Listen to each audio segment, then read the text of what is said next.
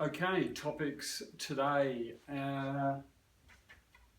subjectivism and objective language. So we're starting there just to give a bit of a context of accounts so far where I've mentioned language as the final phenomenon of philosophy. So rather than reality and truth being the objects of philosophy, we turn to language as the final phenomenon. And I'm not drawing that phrase from anywhere, I'm just making it now because where I'm going to move from the subjective elements of philosophy through objective elements and into history of those ideas. Here we have history of philosophy. We're getting down to what is worth emphasising amongst that phenomena of, as I say, language as the final phenomenon. And that is, we're getting to the primacy of relationships. So although we can go to the world and speak of the world or grasp parts of the world, that is an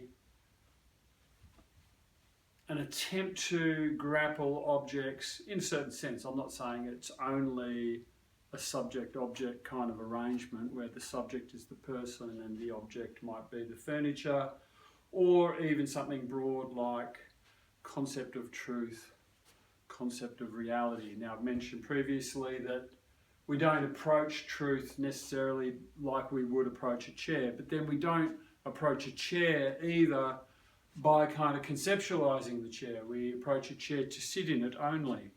Our examples of furniture in the world are all very good for that subject-object push and pull.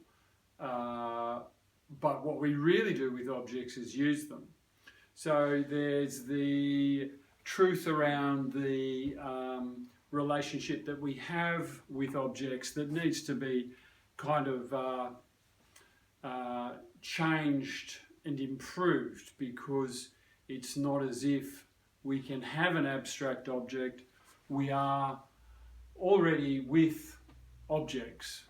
The point of their abstraction is perhaps so that we can move ideas. And that's, in a certain sense, the history of philosophy, a movement of ideas, such that from the turn of the modern age, from Descartes, from Hobbes, we've got an objective use of language. Now, to be dialectic about it, when we say objective use of language, it's always bound up with the subject and the object, or, if you like, the subject and the predicate. That is, what is it that we're doing in the world when we make philosophical claims, when we start to talk about the truth for the sake of achieving life in ideas, if you like. So for Descartes, you have got, his subjectivism would be,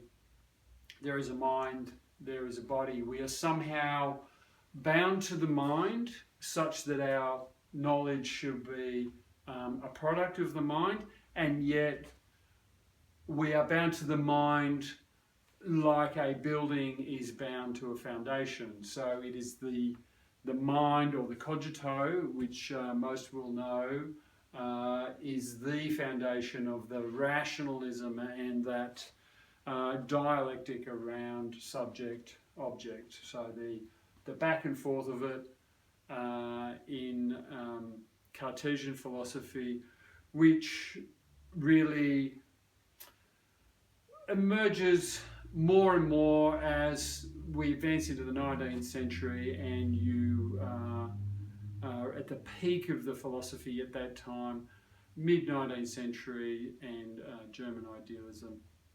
So idealism as squarely another form of subjectivism.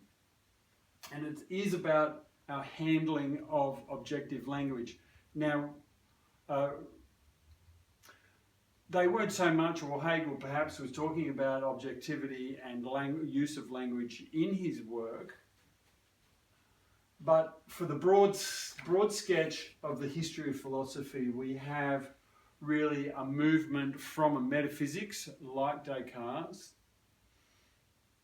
where a mind-body dualism is proposed. So that's a metaphysical approach, because you can't just simply say there are two kinds of things in the world and not really explain how one connects to the other.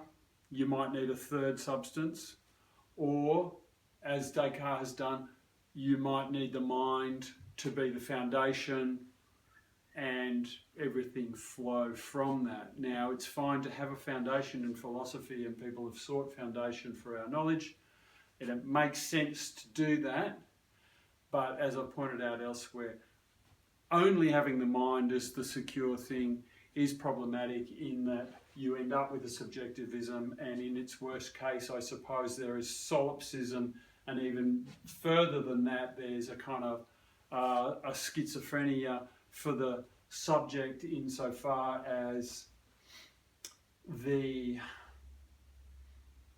world is its own product. So by the time you move from Descartes to Kant, you've got Kant giving you both, yes, we have a brain or a mind that mediates and produces knowledge or adds to the object, but we also have the external world, which we don't necessarily access without that mediation. So there we have a kind of a quick sketch of the broad elements in history of philosophy, insofar as it is a move from metaphysics, then out of metaphysics into epistemology. That is, what does secure our knowledge, and can we be justified in our knowledge, and have we achieved that beyond the metaphysics, beyond the problems of, say, mind-body dualism or idealism? Or, in other words, have we dispensed with metaphysics sufficiently?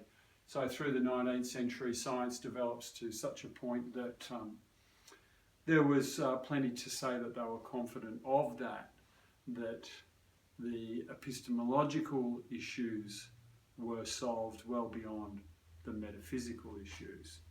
But that doesn't mean anything broke out of the bounds of philosophy. Philosophy is still quietly in the background, I suppose, its own discipline. So I'll just check this tape. All right, 8 minutes. So we'll try and keep these to 15 to 20 at the most.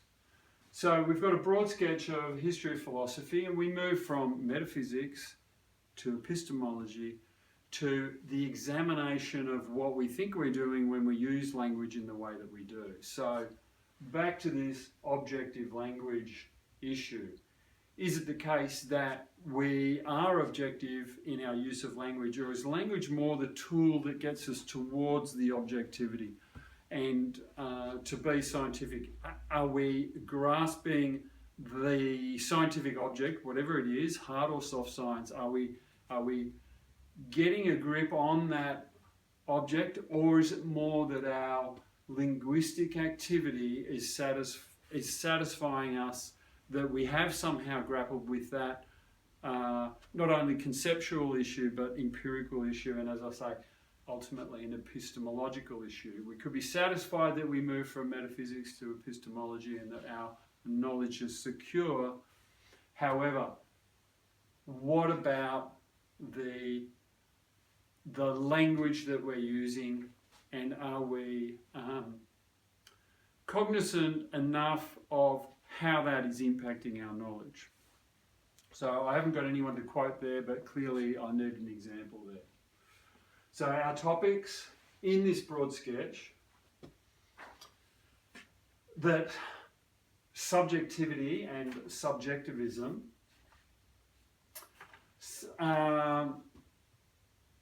is problematic So in the equation subject-object, is the subject itself sufficiently established, especially if, for example, we're not satisfied that subjects which produce language are producing a language in a proper relation with our object. So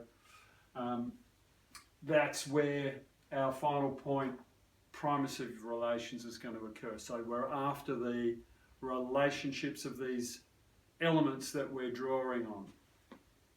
So our topics, subjectivity. What do we mean by that exactly? I suppose it's the quality, or perhaps the remaining elements that are still relevant, having used language to establish the object.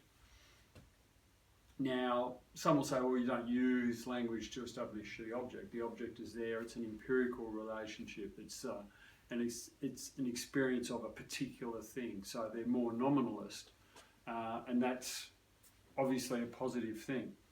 However, set that aside, what on the subjective side is important?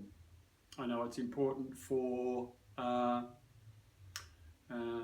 particle and wave physics nowadays that the subject is somehow bound up with the results in physics in certain tests and experiments.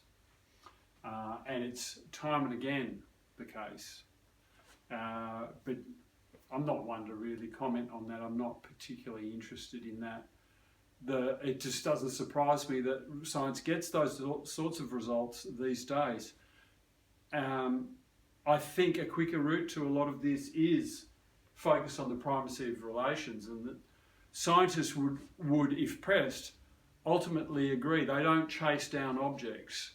Their full relation is not only empirical, but it's an establishment of circumstances and conditions under which certain things occur. And as far as I'm concerned, what they're describing there is relationships or relations, not so much individual objects, because individual objects, as we know, coming back up here, is problematic. Individual objects may be the bread and butter for physicists, and they can use that. But when it comes to our understanding and conceptualizing and using language around those sorts of, I suppose, what are they? They're objects, they're the things that we use. When it comes to that, then there is a question around our use of language, particularly how we've gone about conceiving of the object that kicks us off. I mean, obviously we need objects that are going to suit interrogation. So, subjectivism is never far from philosophy, and philosophy, importantly, recognises that, or it did at least in the 20th century, with the move from kind of, well, definitely analytic philosophy, exploring this issue of language, and the likes of Wittgenstein really establishing the nature of language, and on the other side of philosophy in Europe, the commencement of phenomenology with Husserl, and then with Heidegger establishing the hermeneutic elements of what philosophy is doing. So we get a real traction and leverage from the history of philosophy and the history of ideas, in that the 20th century philosophers are grasping the problematic of approaching philosophy or knowledge or truth or big questions, broad strokes, as I say, broad sketch, the problem of approaching it in a Cartesian sense, that is, in the assumption of a subject and object. Now, our language is set up as such. It's pretty hard to avoid subject-object, very hard to avoid subject-predicate. Just putting together a simple sentence, I mean, just as I'm talking now, I am just binding predicates to nouns. That's all I'm doing, really, strictly speaking. And that points up really the problem with language, and when we go to sort of make bold claims or make big claims in philosophy, what we are doing really is just strings of sentences where we're joining nouns and adjectives or subjects and predicates or defining an object and a subject. But when we come to terms like knowledge, we're really, these are the tools of the trade, but really a word like knowledge is an abstraction. They're not really discussed as such. It's all for the sake of the, I suppose, the episteme, which is the epoch's total intellectual work. So it's all for that greater good in any particular age. So there's difficulty around that. I don't really want to unpack the word knowledge, but we know we're in the ballpark because we're always falling back on this concept of truth, and language just presupposes it, as it presupposes so much about subject and object. And keep in mind, our language has changed over many years, not least because of what Descartes has done. And that brings me to the next bit of this talk, which is what has occurred with Descartes and the subsequent examination of metaphysics, and particularly his metaphysics in the 19th century. So I might touch on that in a sec and just start a new one. But our topics, trying to stick to it, subjectivism and isms generally. I've had done a lot of tapes about idealism, realism, and subjectivism, just trying to tease out the problem of language. It gets to a point, I suppose, where you have to contain all this sort of, these speech acts, this knowledge, so-called knowledge, and you end up with an ism, you end up with idealism, you end up with subjectivism. Now, sort of subjectivism is sort of an overarching term, and look, you're going to find lots of types of subjectivism, lots of references to it. It's not anything, for this purpose, it's not anything other than noting a phenomenon that philosophical claims can be suspect, and they often are, and they're often moved on from.